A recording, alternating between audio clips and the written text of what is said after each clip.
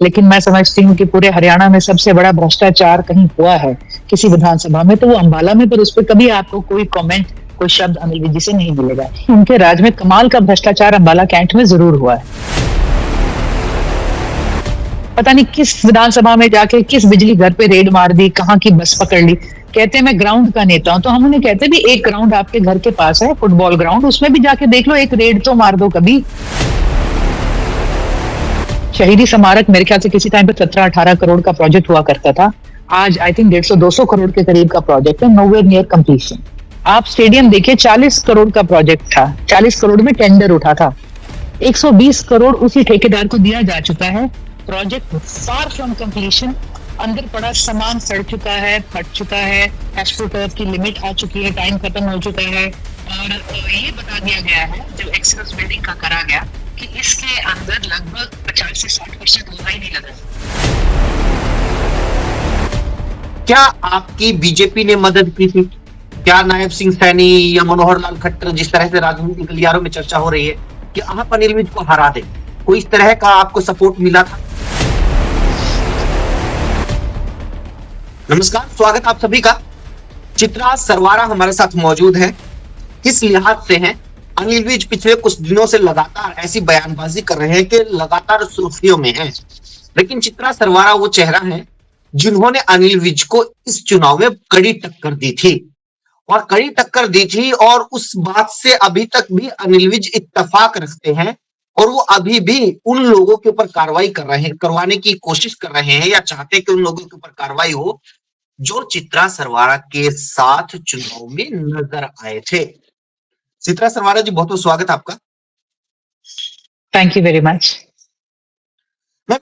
अनिल विज जी, क्योंकि देखो सबसे नजदीक से आप जानते हैं, क्योंकि लंबे टाइम से आप उनके खिलाफ लड़ रही हैं, और राजनीतिक गलियारों में ये आम धारणा है कि अगर इस बार आपको टिकट मिल जाती कांग्रेस की अंदरूनी जो कलह है, लड़ाई है, आपसी फूट है, उसकी शिकार आप ना होती तो शायद आप हरा देती अनिल विज को। तो ये जो एक तरीके का कैरेक्टर आपको नजर आता है, ये अब की बार भी नहीं है, पिछली बार भी आपने देखा होगा, और आपने बाकायदा एक वीडियो जारी की है।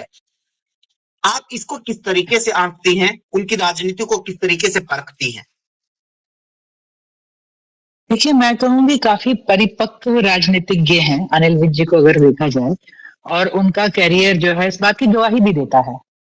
और अनिल विज जी ने अपना फोकस और अपना संयम हमेशा रखा था, लेकिन जो मैंने नोट करा है पिछले साल से कुछ इनका संयम, मैं कहूंगी उखड़ने सा लग गया था।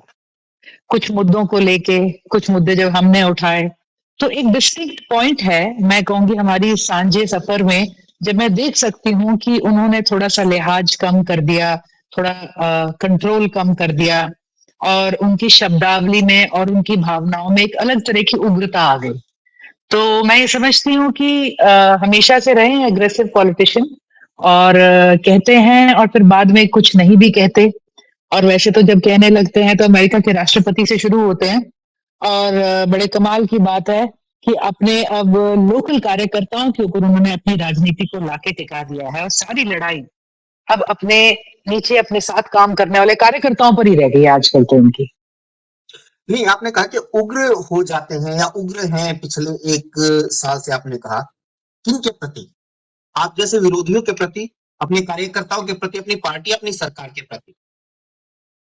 देखिए, अगर तो देखा जाए, काफी आंदोलनकारी नेता के रूप में इन्हें जाना गया है। इनकी दरी बड़ी मशहूर हुआ करती थी कि कुछ भी होगा दरी निकल आती थी, और जब से मंत्री बने हैं तब से वो दरी नहीं दिखी। और बहुत से मुद्दे जो उठाए गए, जब जब भी कोई मंत्रालय मिला है, रेड्स बड़ी मशहूर हैं, सस्पेंशन बड़ी इनकी मशहूर है कि सस्पेंड करना ज्यादा चाहते हैं। इन सब बातों का रिजल्ट क्या निकला? कुछ इफेक्टिव काम हुआ? किसी की मुश्किल का निवारण हुआ? किसी चीज पे से कोई पर्दा उठा? उसका कोई मायना किसी तरह का नहीं रहा है।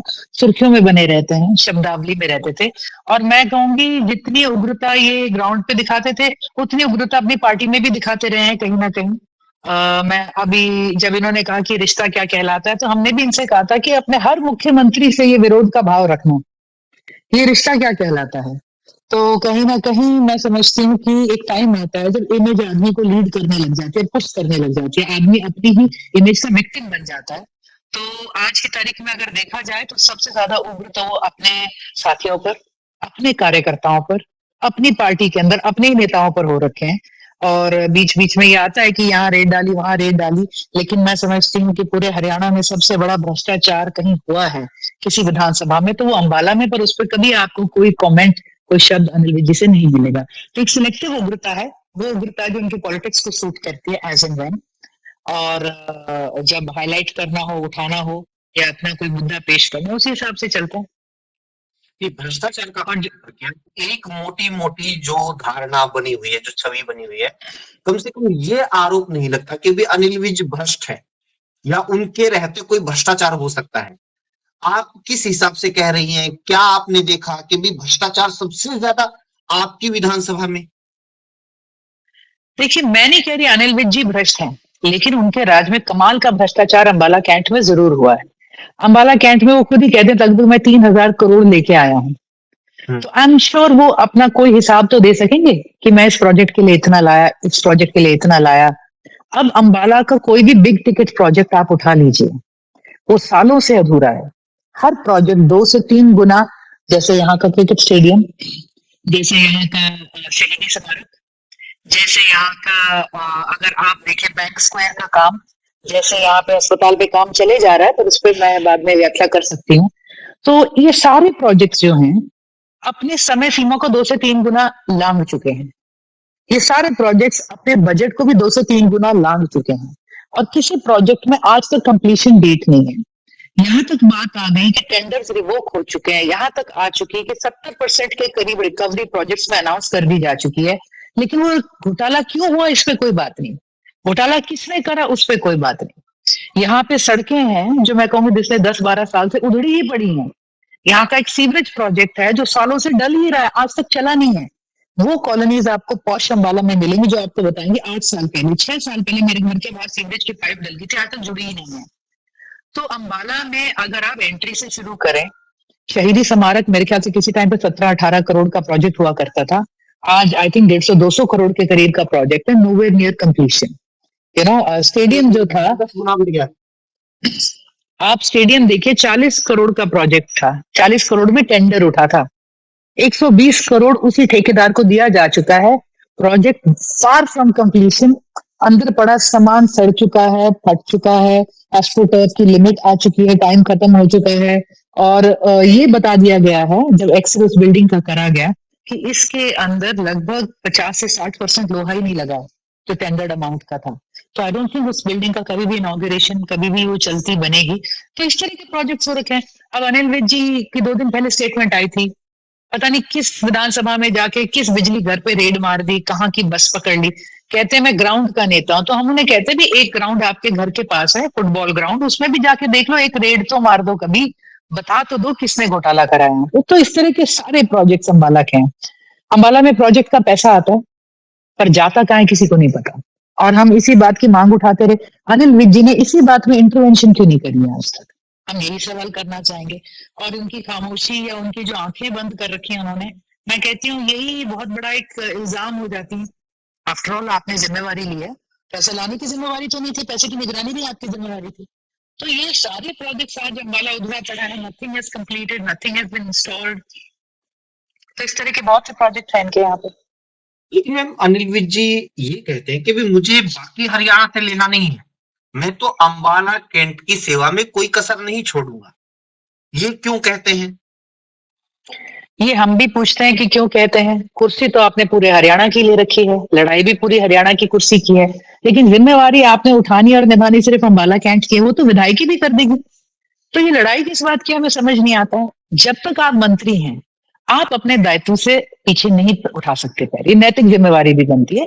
और अगर आपको सिर्फ अंबाला का काम करना है तो आप मंत्री पद छोड़ दीजिए, आप विधायकी करिए, आप काम करिए यहाँ पे।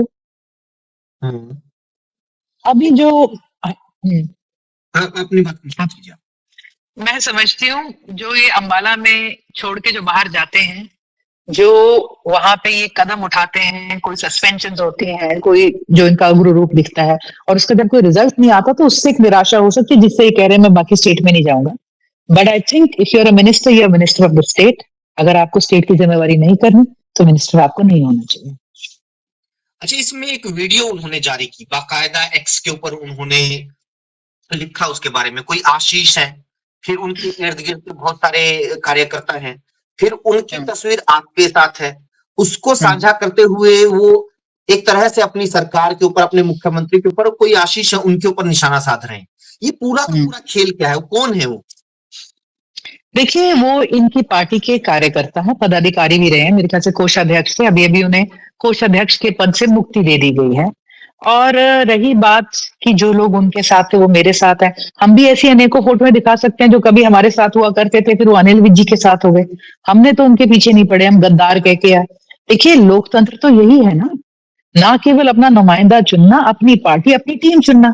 सबसे बड़ा सवाल तो अनिल विज जी को ये पूछना चाहिए कि वो लोग इनको छोड़कर जाने पे मजबूर क्यों हुए? ऐसे क्या आंतरिक हालात थे इनकी टीम के, इनके संगठन के अंबाला में कि लोगों को बाहर जाना पड़ा, और वो भी एक निर्दलीय कैंडिडेट के साथ।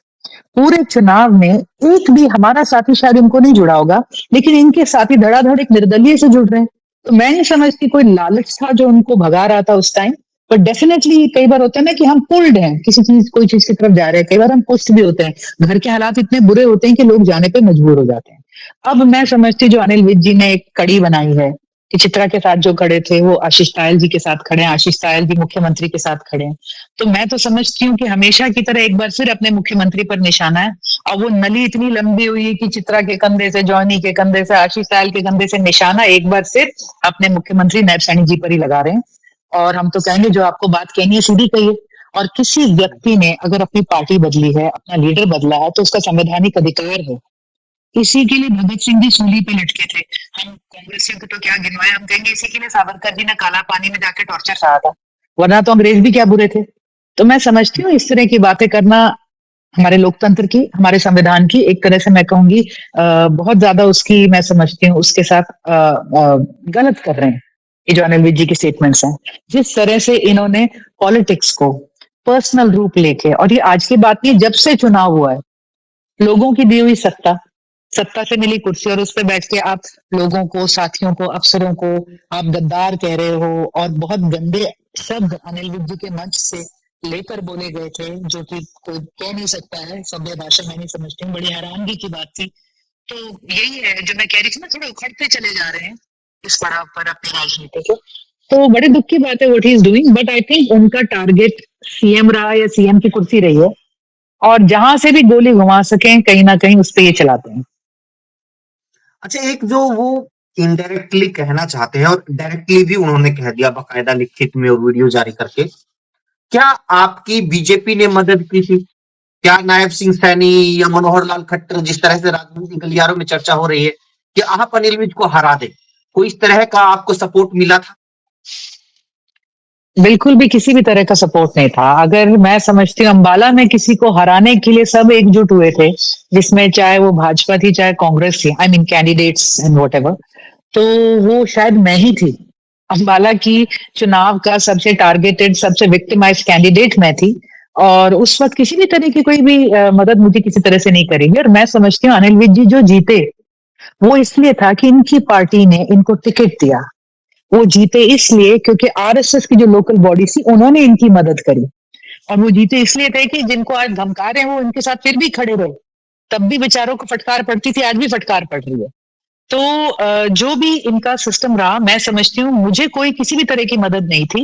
अनिल विज जी बहुत आहत हैं, उनका वोट शेयर बहुत बुरी तरह से गिरा। एक इंडिपेंडेंट कैंडिडेट से इतना सख्त उन्हें चुनाव झेलना पड़ा, इतने उनके साथी उनसे अलग हुए। मैं कहूंगी उन्हीं की वजह से, उनके व्यवहार की वजह से, उन्होंने जो एक माहौल बना हुआ है उनके आसपास की कोटरी की वजह से। और आज तक मैंने उनको खुशी नहीं देखी जीत की, उनको मैं ये दर्द ही देखती आ रही हूँ पिछले कितने महीने हो चुके। मतलब हमारा दर्द भी मिट चुका होगा अब तक हार का, लेकिन उनका जीत का दर्द अभी तक मिट नहीं पा रहा है। अच्छा, लेकिन ये अभी देखो क्या है कि लगभग बहुत सारे लोग ये भी कह रहे हैं कि उनकी आखिरी पारी है। अब आखिरी पारी में उन्होंने जो एक पद, उनको एक पद मिला हुआ है, बावजूद इसके वो वापस रिबेलियन उसमें रुख में नजर आ रहे हैं। तो फ्यूचर पॉलिटिक्स के हिसाब से कोई सेट कर रहे हैं अपनी पॉलिटिक्स को, या कुछ और जहन में है उनके? देखिए, मैं समझती हूँ, मैं क्या समझती हूँ, बड़ी ऑब्वियस सी बात है कि ये जो अब की बार पद मिला ये पिछले पद से तो छोटा है। और कहाँ वो सीएम की कुर्सी पे दावेदारी कर रहे थे, और वो यहाँ तक कि राहुल गांधी जी को यहाँ पे चुनाव लड़ने को इनवाइट कर रहे थे कि किसी तरह से सीएम की दावेदारी बन जाए उनकी। अपने आप ही मैच सेट कर देते थे, अपने आप ही अनाउंस करते थे, अपने आप ही इनवाइट करते थे। तो मैं समझती हूँ कहीं ना कहीं उनकी महत्वाकांक्षाएं जो है आहत हैं, निराश हैं। और वही अब जो ये बिहेवियर में दिख रहा है, जो ये गुस्सा आ रहा है बात बात पर, जो कहीं ना कहीं निकल रहा है, और जो मौजूदा मुख्यमंत्री पर एक निकल, जो जब नायब सैनी जी को मुख्यमंत्री बनाया गया था तो वो जग जाहिर बात थी किस तरह से गुस्से से वो कमरे से बाहर निकले थे, उन्होंने अपनी नाराजगी जताई थी, और वो नाराजगी आज भी मैं समझती हूँ कहीं ना कहीं व्यवहार को देख के तो लगता है कि पूरी तरह से बरकरार है। तो ये जो भी कर रहे हैं, नाराजगी बीच आपने कहा जो तबादले के लिए दबाव बनाया गया सरकार के ऊपर, जो अंबाला के डीसी, जैसा कि अनिल विज जी को लग रहा है वोट शेयर कम क्यों हुआ, इसके लिए कुछ अपने अंदर झांक के आंकलन करें तो बेहतर है। जहां उन्होंने बड़े बड़े लीडर्स को, पार्टी को, कार्यकर्ताओं को जिम्मेवार समझाया, मैं समझती हूँ कहीं ना कहीं उन्होंने उस वक्त की मौजूदा एडमिनिस्ट्रेशन को भी जिम्मेवार ठहराया है। मतलब हर किसी का कोई ना कोई कसूर इसमें निकाला है, तो इसीलिए वो चाहते थे कि वे डीसी अब की बार हटे। तो एक जिद थी जो आम जनता में एक उनका है कि एक जिद थी, पूरी नहीं हुई, तो इस वक्त कराई जा रही है चुनाव के माहौल पे। बहुत अच्छा मैम, समय निकाला। Thank you so much, thanks a lot.